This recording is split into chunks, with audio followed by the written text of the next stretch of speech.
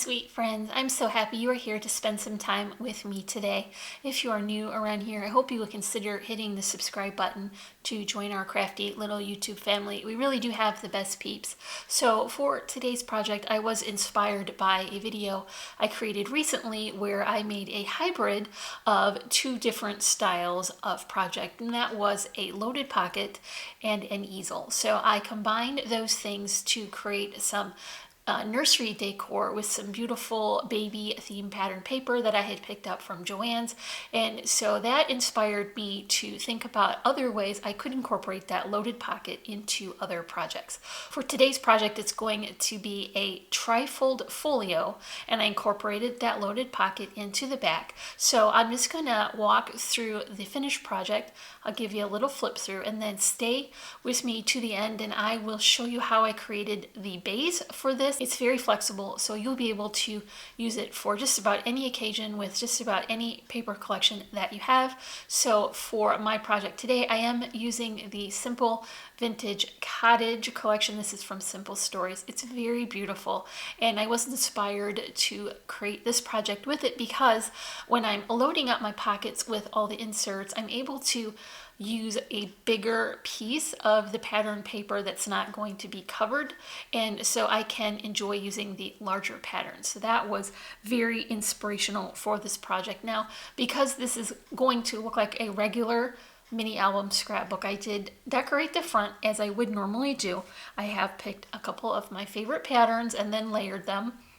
I've got a focal image here, and I made this into a very prominent piece for the front by adding a border of cardstock and then popping it up on a spacer, so it definitely has some pretty dimension. I put a die cut tag here as well, and then a die cut doily, and this helps to neutralize a little bit of that busy background so that my butterfly becomes a very beautiful focal image. So I finished the front with my flower arrangement here. These are all from Little Birdie Crafts, and I picked them just to coordinate with my pattern paper.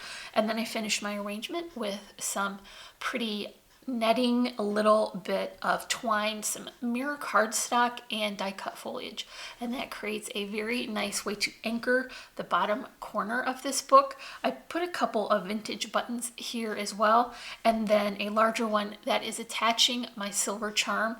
And then to finish off the front, I just added a couple little sequins here, and they bring a little bit of sparkle and interest to the top of this image. So this was part of a 3x4 cut apart, and I just used my die cuts to remove the portion so that I could use it as a focal image. And then I did finish the spine of this book as well, just so that it would be finished and nice looking on the cover. So I'm just going to open this up. I usually add a closure here so that everything will be secure. And like I mentioned, this is a trifold, so it's going to fold out twice. I'm going to do two portions, that way it will all be in the screen for you to see. So here, like I mentioned, are some of my larger patterns. I would normally not be using these because I wouldn't want to cover them up so much, but I really did love that floral with the butterfly. It's very nature inspired. I wanted it to include more of these 3x4 cut aparts, so I added them as tip-ins. This not only increases the amount of space that you have for your mini album, but it gives you an area to include some journaling, so you can write your memories about your pictures. I chose to go outside of this collection and just add a simple like graph paper. That way writing would be easily visible on here, and it would be nice to keep it all organized and hidden from sight behind that flap. So here is a place to add a special picture, bit of a picture frame or a photo mat. I've just taken the companion pattern from the collection. It's a different scale, so it doesn't read as too busy. I used my matting on there and then added a pretty scallop rectangle, and this is a way to showcase the very special photos. So here is the first flap on the right, and I'm gonna include more of these butterflies. Some of them came from the pattern paper and I just fussy cut them out, and some of them came from the cut apart sheet.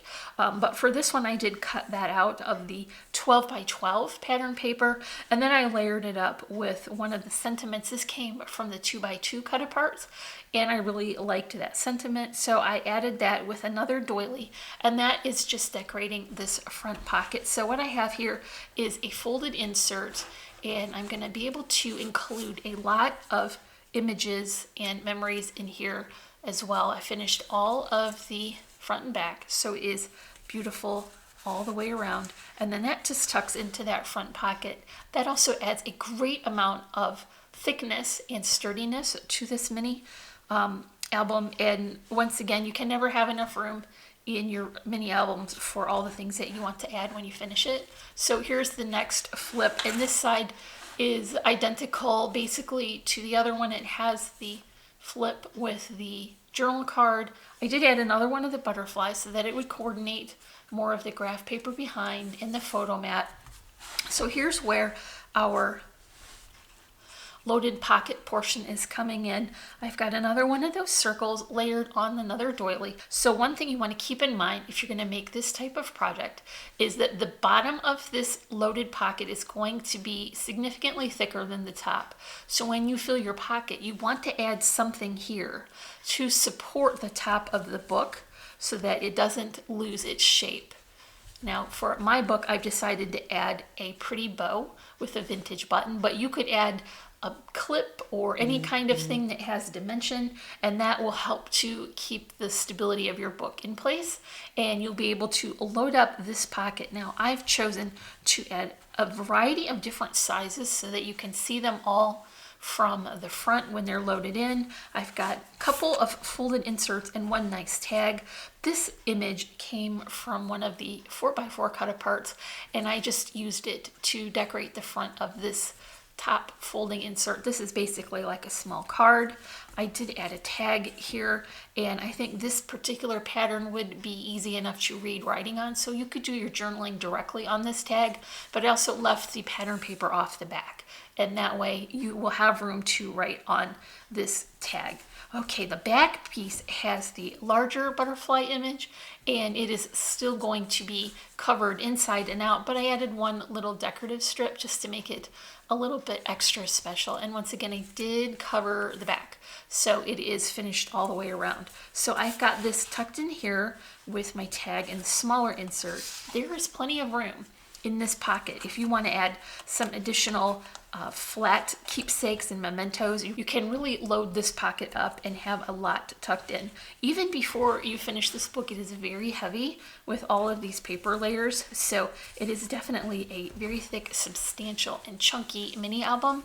I can think of a million different reasons to create one of these right now at this time of year, especially if you have a young person graduating. I think this would make an excellent gift for them. Load up some pictures. If your kids were in the same sport, you might have soccer pictures or basketball or whatever sport they were in together, or if they were in scouts or a church group, some nice memories and thoughtful journaling so that that young person would know how much of a positive impact they made on your life.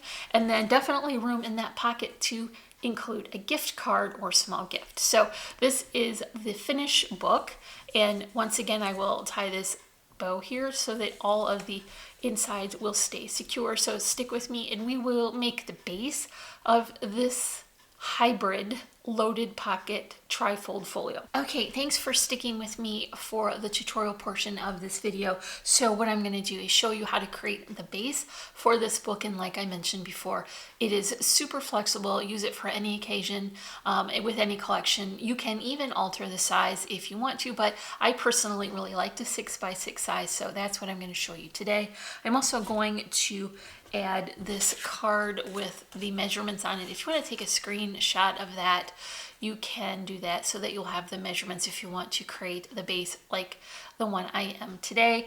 And so first I want to mention that I am using only 2 pieces of white cardstock. I have one that is 65 pound, one that is 110 pound, and I will explain to you why as I'm going along. So all of my larger strips here are 6 by 12, and so I need one of those to be 110 pounds. I'm going to come in and score it at 2 inches, and then 3 inches, and then 9 inches, and 9 3/4. So when I'm making my regular mini albums, remember that I like to keep a much larger portion on the left-hand side so that when it all folds up, it keeps a nice shape. So it will need to be larger on this side. So that's what I'm going to do. And it is the 110 pounds, so it will be very sturdy and nice. So this doesn't look like a whole lot yet, but what you want to do is think about the trifold portion. So what you want to add is 2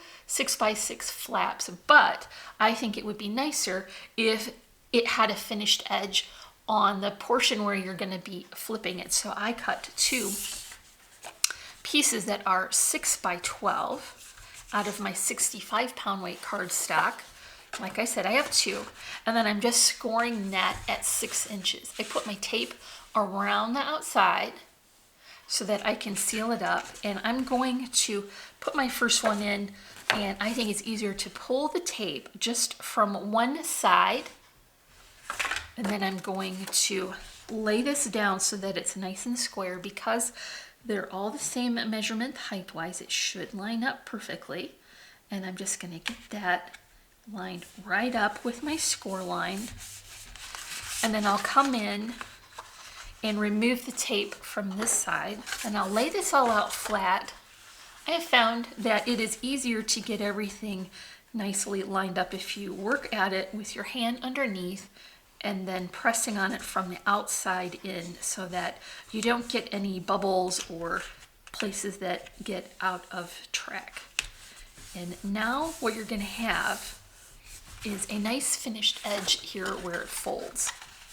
I'm going to do the same for this side, and that will create the trifold portion of this mini album. Now I want to add the back. So my back piece is 4 by 8. It is the remaining half of the 110 pound cardstock. Remember, we just have 2 sheets, and so I cut a 4 by 8 portion out of what was left. Now what I want to do is score this at 1/2 inch and 1 inch, at 7 inches and 7.5. So that leaves me with a 1/2 inch deep pocket that is 6 inches wide and 3 inches deep, because I put my final score at 3 inches and 3.5, and that will close up the bottom. So you do want to come in here and take out this portion so that you can get it folded. And what I'm going to do is come in from the top and the bottom, come in 1 block, and then I'll just nip this whole portion off, and then take this part off as well. And then I'm also going to cut up to the bottom of the pocket, and this will become the flap that folds into the pocket when it is adhered to the back. So I'll do the same for this side, and when this is folded up, this is going to become the pocket. So what I want to do first is add a little bit of my double-sided adhesive just to the edges here so that I can tack that pocket in place, fold in the flap, and then line up that square right along the bottom so that it will be nice and square.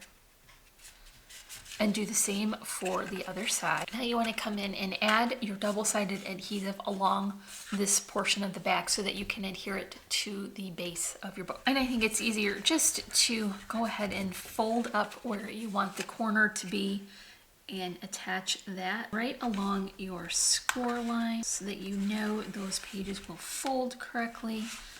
And then do the same on the other side. You want to put some pressure on that adhesive so that you know you have a very good contact. And here is your pocket all folded up in your trifold and ready to finish. So like I said, finish this whatever style you like and with any collection, and it will be amazing. And this is another hybrid project incorporating my loaded pocket. So one last look here at my book. And if you are interested in links to that previous video where I did the same loaded pocket, but I put it on an easel display, I will go ahead and link that. I will link the ribbon from Really Reasonable Ribbon as well, and also links to our social media sites. We're on Etsy and our blog and Instagram and Facebook. And if you enjoyed this video, make sure you give me a thumbs up and leave me a comment. And if you're not already, I would love for you to subscribe. As always, I'm wishing you a happy and productive day, and thank you so much for watching. Bye.